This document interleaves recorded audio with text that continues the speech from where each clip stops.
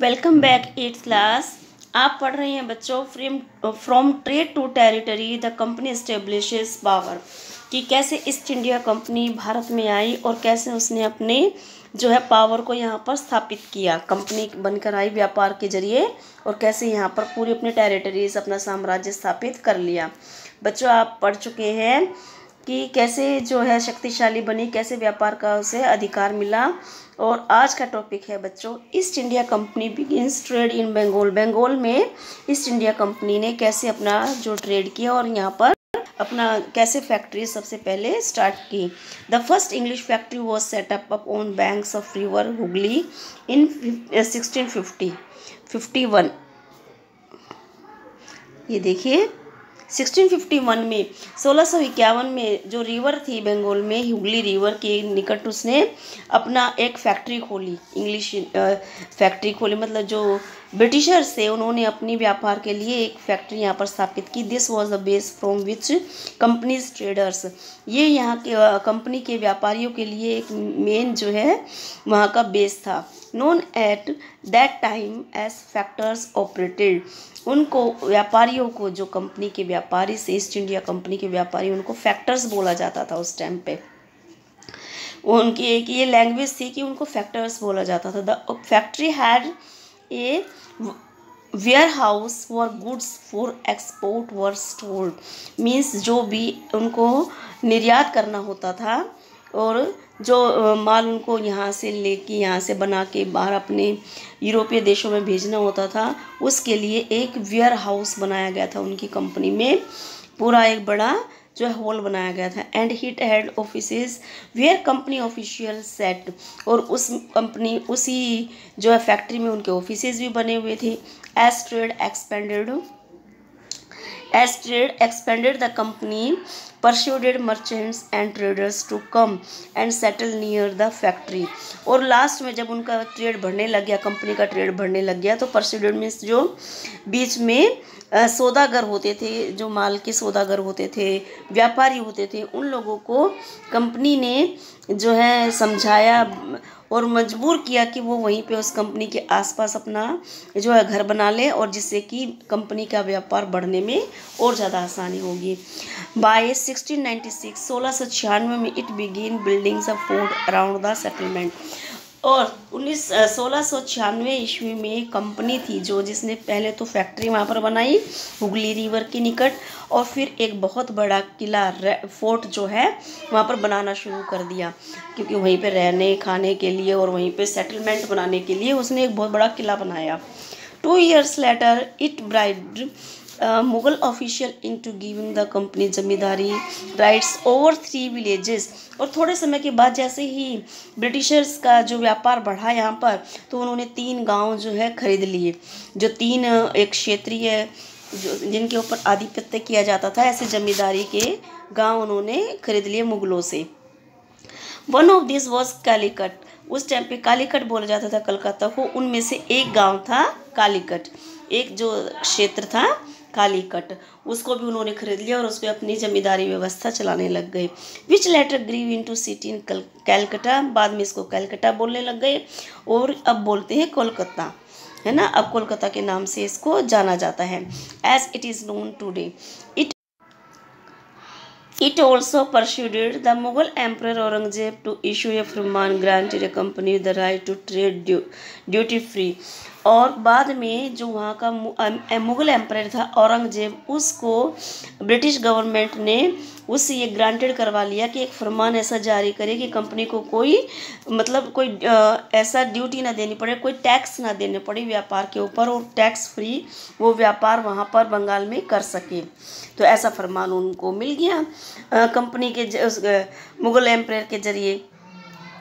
The company tried continuously to press for more concessions and manipulate exciting privileges। और company लगातार जो मुग़ल साम्राज्य पे ये दबाव बनाए हुए थे कि ज़्यादा से ज़्यादा जो है कंसेशन उनको प्राप्त हो, ज़्यादा से ज़्यादा व्यापार पे सुविधाएं प्राप्त हो सकें, और जिससे कि ज़्यादा मुनाफा ईस्ट इंडिया कंपनी जो है बंगाल से कमा सके। जो बंगाल में उन्होंने फैक्ट्री स्थापित की थी, तो वो मुग़ल साम्राज्य से ज़्यादा छूट चाहते थे अपने व्यापार के ऊपर।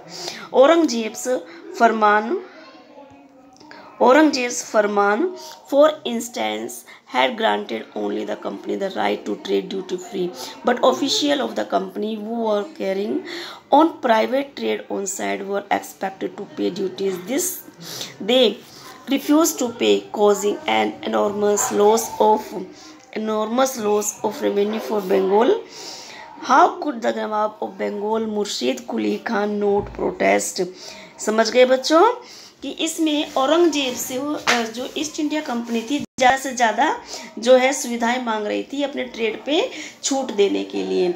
बट क्या हुआ, जो औरंगजेब सरकार थी, जो मुगलों की गवर्नमेंट थी, औरंगजेब ने सिर्फ ईस्ट इंडिया कंपनी को ही कुछ राइट दिए थे और कुछ ऐसे ऑफिशियल फरमान जारी किए थे कि उनको जो है छूट मिल जाएगी, है ना। फरमान ऐसा जारी कर दिया था, उनको टैक्सेस नहीं देने पड़ेंगे।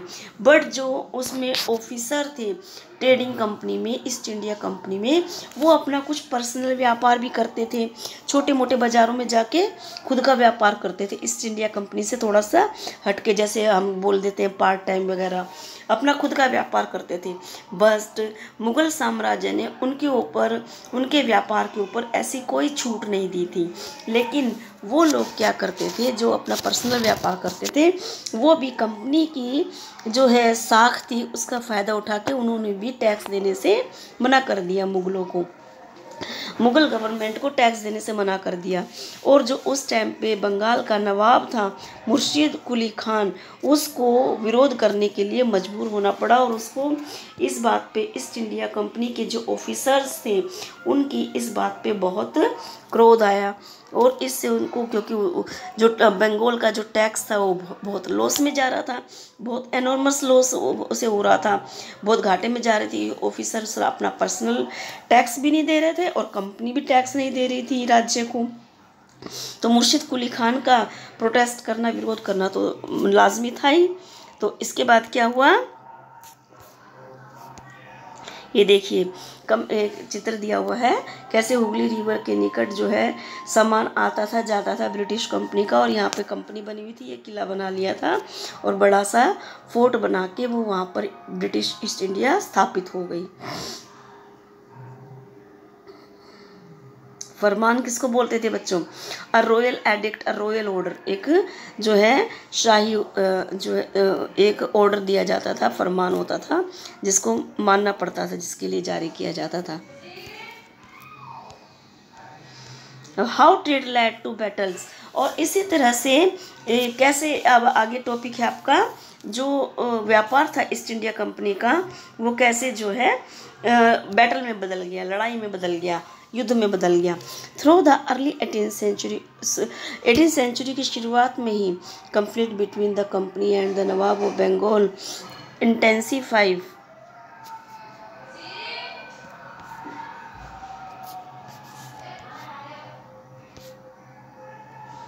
देखिए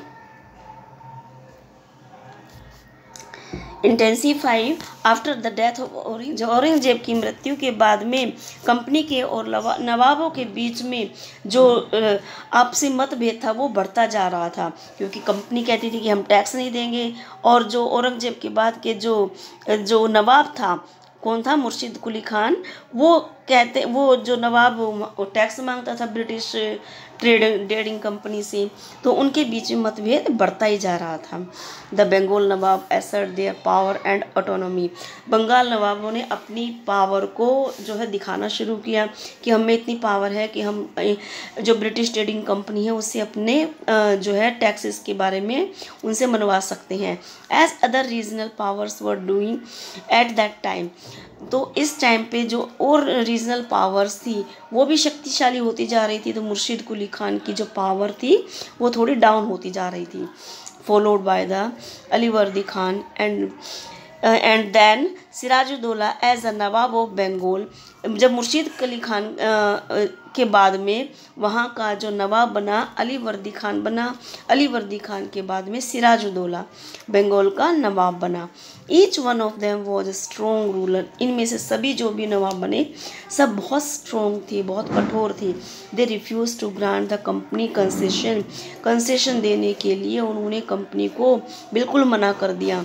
ईस्ट इंडिया कंपनी का ट्रेडर्स थे जो उनको बिल्कुल कंसेशन देने के लिए मना कर दिया।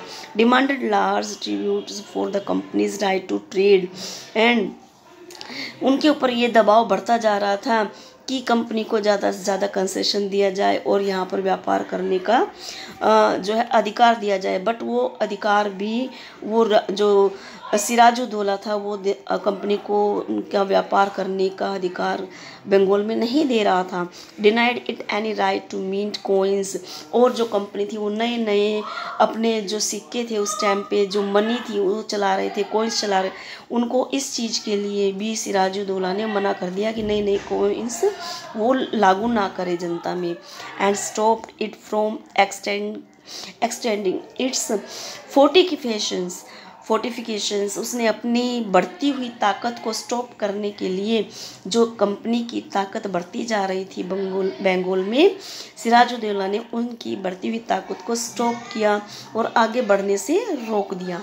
Accusing the company of deceits, they claimed that the company was depriving the Bengal government of hug amounts of revenue and undermining the authority of the नवाब। इसके विपरीत जो कंपनी थी वो ये कहती थी कि यहाँ पर हमें व्यापार करने की सुविधाएं नहीं प्राप्त हो रही हैं, व्यापार करने की सुविधाएं प्राप्त नहीं हो रही है और नवाब जो है हमें हमारी कंपनी का व्यापार बढ़ाने में कंपनी के व्यापार को पीछे धकेलने की कोशिश करते हैं। तो इसीलिए हम लोगों के आपस में थोड़ी सी खींचतान लड़ाई झगड़े रहते हैं। कंपनी का ये दावा था।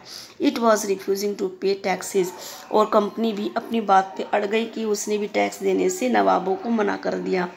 Writing disrespectful letters and trying to humiliate the Nawab and his official।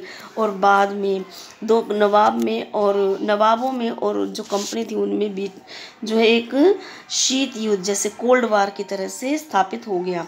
The company on it's